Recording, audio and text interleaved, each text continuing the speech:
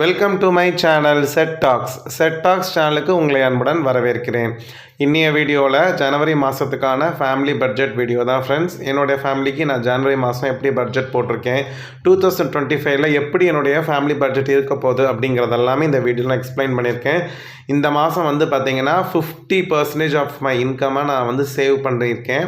அதுக்கு நான் எப்படி பிளான் பண்ணேன், எப்படி பட்ஜெட் என்னோடய டோட்டல் இன்கமில் 50% சேவிங்ஸ் 50% எக்ஸ்பென்ஸுக்குன்னு எடுத்து வச்சுருக்கேன் அப்படிங்கிறது எல்லாமே டீட்டெயில்டாக அந்த வீடியோவில் பார்க்க போகிறீங்க. நீங்களும் உங்களோட ஃபேமிலி பட்ஜெட் போட்டிங்களா அப்படிங்கிறத மறக்காமல் கமெண்ட்டில் சொல்லுங்கள். 1ஆம் தேதியே அந்த பட்ஜெட் டைரியெல்லாம் நான் எழுதிட்டேன். நிறையா சப்ஸ்கிரைபர் கேட்டிருந்தீங்க, நீங்கள் கைப்பட எழுதுன அதை நீங்கள் வீடியோவாக எடுத்து போடுங்க, இல்லைனா அந்த ஃபோட்டோ எடுத்தாவது உங்கள் டைரியில் நீங்கள் எழுதியிருக்கிறத நாங்கள் பார்க்கணும் அப்படின்னாங்க.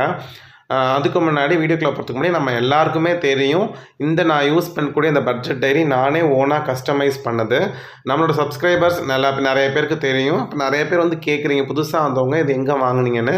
இது நானே க்ரியேட் பண்ணது. உங்களுக்கு இந்த டைரி வேணும் அப்படின்னா என்னோட வீடியோ இருக்குது, my new budget and savings பிளான்னு சொல்லி. அந்த வீடியோட லிங்க் டிஸ்கிரிப்ஷன் பாக்ஸில் தரேன்.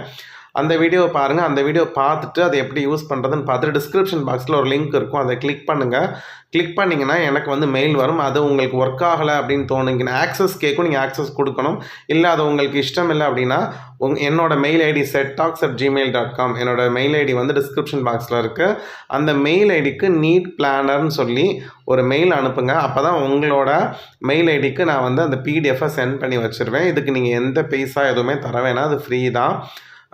இந்த டைரியை தான் நான் யூஸ் பண்ணிகிட்ருக்கேன். புதுசாக வரவங்களுக்காக சொல்கிறேன். நிறைய பேர் இந்த டைரி லிங்க்கை நீங்கள் பிடிஎஃபாக எடுத்திருக்கீங்க. லிங்க்கை கிளிக் பண்ணிவிட்டு நான் சென்ட் பண்ணியிருக்கேன். நிறைய பேர் கேட்டிருந்தீங்க, எனக்கு ரொம்ப சந்தோஷம். கரெக்டாக ஒரு 1500 பேர் இந்த டைரியை டவுன்லோட் பண்ணியிருக்கீங்க. எனக்கு ரொம்ப ஹாப்பியாக இருக்குது. ஆனால் ஒரே ஒரு வருத்தம், நம்ம சப்ஸ்கிரைபர் எல்லாருமே நெருக்கி லைக் பண்ணிட்டீங்க. ஆனால் வெறும் 300 லைக் தான் வந்திருக்கு. நீங்கள் கொடுக்குற லைக்ஸ் தான் எனக்கு ரொம்ப உத்வேகமாக இருக்கும். இது வரைக்கும் அந்த வீடியோவுக்கு லைக் பண்ணாதவங்க, அந்த பட்ஜெட் வீடியோ டைரிக்கு அந்த டைரி வீடியோவுக்கு லைக் பண்ணாதவங்க தயவுசெய்து லைக் பண்ணிவிடுங்க.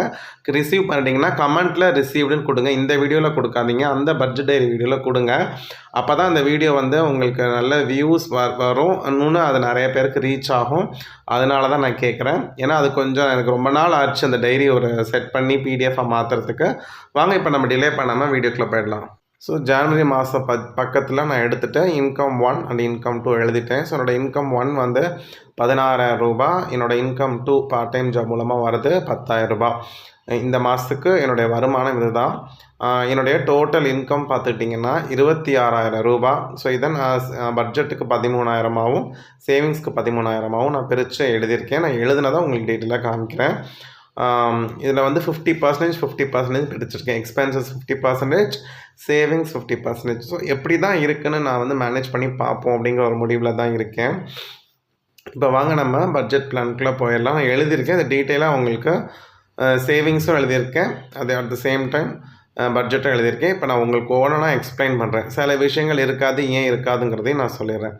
ஃபஸ்ட்டு பார்த்தீங்கன்னா கிராசரிக்கு 3,500 ரூபா. இதில் இந்த மாதம் எந்த சேஞ்சும் பண்ணல.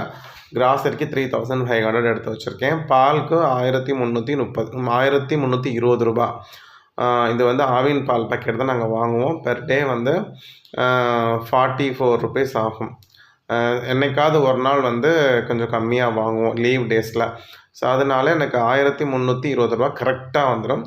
வெஜ்ஜுக்கு 1,000 ரூபா நான் எடுத்து வச்சுருக்கேன். நான்வெஜ்ஜுக்கு 1,300 ரூபா. ஸோ நான்வெஜ் பொறுத்த மட்டும் எங்களுக்கு 1,300 ரூபா தான் ஆகுது. அதுக்கு அதிகமாகவும் சாப்பிட்டா வேஸ்ட் ஆகிடுது. ஸோ எது தேவையோ அந்த அளவு மட்டும்தான் எடுப்போம். அப்புறம் கேஸ்க்கு 1,000 ரூபா.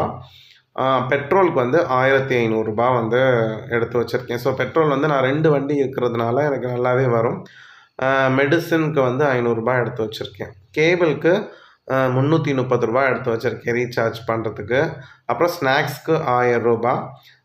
ஈபிக்கு எப்போதும் போல் 1,000 ரூபா எடுத்து வச்சுட்டேன். அது இல்லாமல் மிச்சம் 550 ரூபா கையில் இருக்குது. இது தவிர வேறு ஏதாவது செலவுகள் வந்தால் அதுக்கு யூஸ் பண்ணிப்பேன்.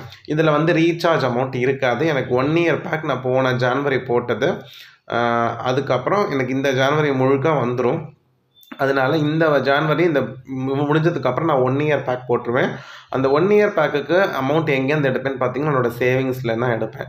ஆல்ரெடி நான் என்னோட அந்த லிக்விட் கேஷ் வச்சுருப்பேன் இல்லையா? அந்த இதில வந்து அமௌண்ட் நான் போட்டு வச்சுருக்கேன். அதில வந்து எவ்வளவோ போன வருஷம்லாம் வந்து 2000 சொச்ச ரூபா தான் இருந்துச்சு. 1 இயர் பேக்கு. இந்த வருஷம் ரூ. 3000 இருக்கும்னு நினைக்கிறேன். அப்போ அதை நான் போட்டுருவேன்.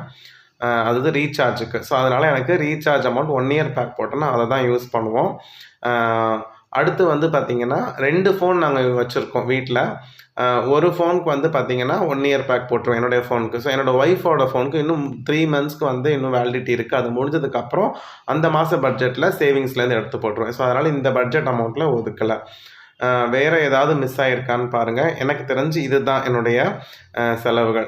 இப்போ கிராசரி, ரைஸு எல்லாமே மளிகை சாமான்குள்ளே வந்துடும்னா ஒரு மாதத்துக்கு தேவைப்படுறதான் வாங்குவேன். ஃப்ரூட்ஸ் வந்து மிஸ் ஆகுதுன்னு சொல்லுவீங்க. அது நான் ஃப்ரூட்ஸ் வந்து ஸ்நாக்ஸ் கணக்கில் தான் வாங்குவேன். ஸ்நாக்ஸ், வெஜிடபிள்ஸ் இது 2யும் மிக்ஸ் பண்ணி வாங்கிப்பேன். ஃப்ரூட்ஸுக்குன்னு தனியாக வந்து பட்ஜெட் ஒதுக்க மாட்டேன். காய்கறி வாங்குறப்ப அந்த அமௌண்ட்லேயோ இல்லை ஸ்நாக்ஸ் வாங்குறப்போ, ஏன்னா ஸ்நாக்ஸ் வந்து நான் அதிகமாக ஃப்ரூட்ஸ் எடுக்க இப்போ ட்ரை பண்ணியிருக்கிறதுனால ஸ்நாக்ஸ் அமௌண்ட்லேயே நான் வந்து ஃப்ரூட்ஸ்க்கு நான் எடுத்துப்பேன். எனக்கு இதுக்கு கரெக்டாக 13,000 இந்த செலவுக்கு வந்துடும். அது இல்லாமல் இப்போ ஹேர் கட்லாம் எதில் பண்ணுவீங்க அப்படின்னு கேட்பாங்க பசங்களுக்கும். நீங்களே ஹேர் கட் பண்ணணும் அப்படின்னா அது அதர்ஸ் சேவிங்ஸில் தான் எடுத்துப்பேன். இவ்வளோ தான். இதுக்கு மீறி எங்களுக்கு செலவு வராது.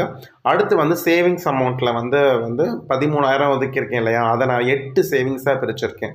ஃபஸ்ட்டு 10% சேவிங்ஸ், அதாவது நம்மளோட மொத்த வருமானத்தில் 10%. இந்த 10%க்கு ஆக்சுவலாக 2,600 எடுத்து வைக்கணும். நான் வந்து 2,400 எடுத்து வச்சுருக்கேன். 10% சேவிங்ஸ் 200 கம்மியாக வச்சுருக்கேன். அது ஏங்கிறத நான் சொல்லிடுறேன். 2,400 அப்படியே ஒரு 10% ஆஃப் சேவிங்ஸ் அமௌண்ட்டுன்னு சொல்லி என்னோடய வருமானத்தில் 10%ன்னு சொல்லி அதை நான் என்ன பண்ணிவிடுவேன்னா கரெக்டாக அந்த ஒரு பேங்க் அக்கௌண்ட்டில் போட்டு வச்சுருவேன். இப்போதைக்கு இன்னும் ஆர்டிலாம் ஆரம்பிக்கல, ஜஸ்ட் போட்டு வச்சுட்ருக்கேன். நெக்ஸ்ட்டு எனக்கு பிபிஎஃப், ஒய்ஃபுக்கு பிபிஎஃப் போஸ்ட் ஆஃபீஸில், அப்புறம் பையனுக்கு பொண்ணுக்கு வந்து எஸ்எஸ்ஏ. இப்போ 3 பிபிஎஃப் அக்கௌண்ட் இருக்குது, ஒரு எஸ்எஸ்ஏ இருக்குது. ஸோ ஒவ்வொரு அக்கௌண்ட்லேயும் ₹1000 இன்வெஸ்ட் பண்ணிவிடுவேன். போஸ்ட் ஆஃபீஸில் பணத்தை கட்டிவிடுவேன். இது 4 விதமான சேவிங்ஸு. நெக்ஸ்ட்டு இப்போ ஸ்கூல் ஃபீஸுக்கு இந்த மாதம் ₹5,000 எடுத்து வச்சுருக்கேன் ஜான்வரி மந்தில். அப்புறம் எமர்ஜென்சி ஃபண்டு நான் சொன்னேன் இல்லையா, 6 மாத சம்பளத்தோட அக்கௌண்ட்டில் சேர்க்கணும். அதுக்கு இந்த மாதம் ₹1000 நான் எடுத்து வச்சுருக்கேன். இப்போதைக்கு இந்த சம்பளம் வந்த உடனே. இது இல்லாமல் ₹600 மிச்சம் இருக்கும். அது மை மணி எனக்குன்னு நான் வச்சுப்பேன். என்னோடய பர்ஸில் அது இருக்கும். அது மோஸ்ட்லி சேவிங்ஸாக தான் இருக்கும். நான் என்ன பண்ணுவேன்னா, அதில் ஏதாவது எனக்கு ரொம்ப தேவைப்படுது, ஒரு செலவு வருதுன்னா நான் யூஸ் பண்ணிப்பேன். என்னைக்காவது ஒரு காஃபி குடிக்கிறது, இல்லை என்னைக்காவது ஒரு ஹோட்டலில் போய் சாப்பிட்றது, அந்த மாதிரி ரொம்ப ரேராக தான் எடுப்பேன். இல்லைனா அந்த அமௌண்ட் அப்படியே நான் எந்த செலவுமே பண்ணலை அப்படின்னா மோஸ்ட்லி அந்த ₹600 மறுபடியும் அந்த சிறு சேமிப்புலேயே சேவிங்ஸ்லேயே போய்டும். ஸோ அதனால அந்த சேவிங்ஸ் கணக்கில் கொண்டு வந்திருக்கேன். ஸ்கூல் ஃபீஸு நம்ம சேவிங்ஸ் கணக்கில் தான் நான் கொண்டு வரேன். சேர்த்து எப்படியோ ஃபீஸ் கட்டணும் இல்லையா? அதனால் இப்போதைக்கு ஸ்கூல் ஃபீஸு. ஸோ இதுதான் இந்த மாதத்துக்கான சேவிங்ஸு. இதெல்லாமே பட்ஜெட் போட்டு முடிச்சாச்சு. அதுக்கப்புறம் வழக்கம் போல் தான் ஃப்ரெண்ட்ஸ். இந்த தடவை கொஞ்சம் ₹100 ₹500 வந்துச்சு. பேங்க் அக்கௌண்ட்டில் ஏடிஎம்மில் பணம் எடுக்கிறப்ப வந்து பார்த்திங்கன்னா ₹10,000 அப்படியே ₹500 நோட்டாகும். அதுக்கப்புறம் 600, 1200 இந்த மாதிரி எடுத்தால் ₹100 சேஞ்சாக வந்துச்சு கனரா பேங்க் ஏடிஎம்மில். அதனால் கொஞ்சம் ₹100 எடுத்து வச்சுருக்கேன். இப்போ இந்த மாதிரி ஒரு என்வலப் கவர் வந்து ரெடி பண்ணி அதில் எழுதி வச்சுட்டேன். ஸோ என்னென்ன அப்படின்னு இப்போ இந்த பட்ஜெட் எவ்வளோ போட்டோமோ அதுக்கேற்ற அமௌண்ட்டு அந்த கவரில் போட்டுருவேன். இப்போ கிராசரிக்கு ₹3,500னா ₹3,500 கிராசரி கவர். இந்த என்வலப் கவர் மெத்தடு மட்டும்தான் வந்து எனக்கு கை கொடுத்துச்சு. மொத்தமாக ஒரு பேக்கில் போட்டு வச்சுருந்தேன்னா எந்த பணம் எதுக்கு போகுதுன்னே அது செலவு ஆகிறதே தெரிய மாட்டேங்குது. அந்தந்த கவருக்கு ஒரு செலவுக்கு அதை ஒரு கவர் போட்டு வச்சிட்டோம்னா அந்த கவர் எடுத்து அதில் இருக்கக்கூடிய அமௌண்ட்டை அந்த செலவு மட்டும்தான் பண்ணுவோம் அப்படிங்கிற ஒழுங்கு வந்து எனக்கு வந்துச்சு. இந்த என்வலப் மெத்தடு நான் ஃபாலோ பண்ணதுக்கப்புறம் தான் எனக்கு பட்ஜெட் கவர்லேருந்து கொஞ்சமாவது அமௌண்ட்டு வந்து மிச்சமாச்சு. 500, 600ன்னு ஒரு மாத கடைசி மாதம் முடிச்சு அடுத்த மாதம் சம்பளம் போடுறப்ப இந்த கவரை பிரித்து பார்த்திங்கன்னா எதுலையாவது ஒரு இதில் அமௌண்ட் இருக்கும். டிசம்பர் மாதம் போன மாதம் வந்து பார்த்திங்கன்னா ₹2,490 மிச்சம் பண்ணேன். ஸோ என்னோடய ஹையஸ்ட்டு மிச்சம் பண்ணதுன்னு பார்த்தா அந்த மந்த்து தான். அந்த வீடியோ கூட நான் போட்டிருக்கேன். ஒவ்வொரு செலவுக்கும் நான் எவ்வளோ பட்ஜெட் எடுத்து வச்சேன், ஆனால் எனக்கு ஆக்சுவலாக எவ்வளோ எக்ஸ்பென்சஸ் ஆச்சு, எப்படி ₹2,490 சேர்த்தேன் அப்படின்னு சொல்லிட்டு டிசம்பர் மாதம் ஃபினான்ஷியல் ஸ்கேனிங் வீடியோ போட்டிருக்கேன். அதோட வீடியோ லிங்க்கையும் நான் டிஸ்கிரிப்ஷன் பாக்ஸில் தரேன், எண்டு கார்ட்லேயும் தரேன் பாருங்கள். அந்த மாதிரி என்வலப் கவர் நான் எடுத்து வச்சதுக்கு தனித்தனியாக பிரித்து வச்சதுக்கு அப்புறம் தான் ஒரு செலவு பண்ணுறதுல ஒழுங்கே வந்துச்சு. மொத்தமாக நம்ம எல்லாத்தையும் ஒரு பேக்லையோ இல்லை சேவிங் நார்மலாக ஒரு அக்கௌண்ட்டில் வச்சு ஆன்லைனில் ட்ரான்சாக்ஷன் பண்ணுறப்பையோ எதுக்கு என்னன்னே தெரியாமல் அப்படியே வந்த வழியே பணம் போயிடுது. எந்த செலவுக்கு முக்கியத்துவம் கொடுக்குறதுனே தெரியாமல் போயிடுது. ஸோ இப்போ இந்த மாதிரி கவரில் பிரித்து வச்சதுக்கப்புறம் எல்லா செலவுக்கும் நம்ம ஈக்குவல் இம்பார்ட்டன்ஸ் கொடுத்துட்டோம். எல்லா செலவுக்கும் அதான அமௌண்ட் வந்து பிரித்து வைக்கப்பட்டிருக்குங்கிற ஒரு நம்பிக்கையில் அது பாட்டுக்கு போயிட்டே இருக்கும்.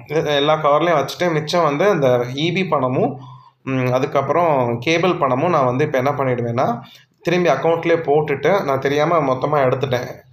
அக்கௌண்ட்டில் போட்டு அதை அப்படியே ஜிபே அக்கௌண்ட்டுக்கு மாற்றி விட்ருவேன். அதுலேருந்து வந்து பார்த்திங்கன்னா கேபிளில் ஜிபேலே கேபிளுக்கு ரீசார்ஜும் கரண்ட் பில்லும் கட்டுறதுக்கு அந்த ஜிபே அக்கௌண்ட்டில் இருக்கும். ஸோ இந்த வேலையை 31 நைட்டு இல்லை 1ஆந்தேதி காலையிலக்குள்ளே முடிச்சிட்டா தான் அடுத்த மந்த்து பிரச்சனையே இல்லாமல் ஓடும் ஃப்ரெண்ட்ஸ். ஸோ இந்த மாதத்துக்கான பட்ஜெட் அண்ட் சேவிங்ஸ் உங்ககிட்ட நான் சொல்லிட்டேன். நீங்களும் எப்படி பிளான் பண்ணியிருக்கீங்கிறத மறக்காமல் கமெண்ட் பாக்ஸில் சொல்லுங்கள். இந்த வீடியோ பிடிச்சிருந்துச்சுன்னா லைக் பண்ணுங்கள், உங்கள் ஃப்ரெண்ட்ஸ்க்கு ஷேர் பண்ணுங்கள் ஃப்ரெண்ட்ஸ். அடுத்த வீடியோவில் உங்கள் எல்லாரையும் பார்க்குறேன். Bye friends.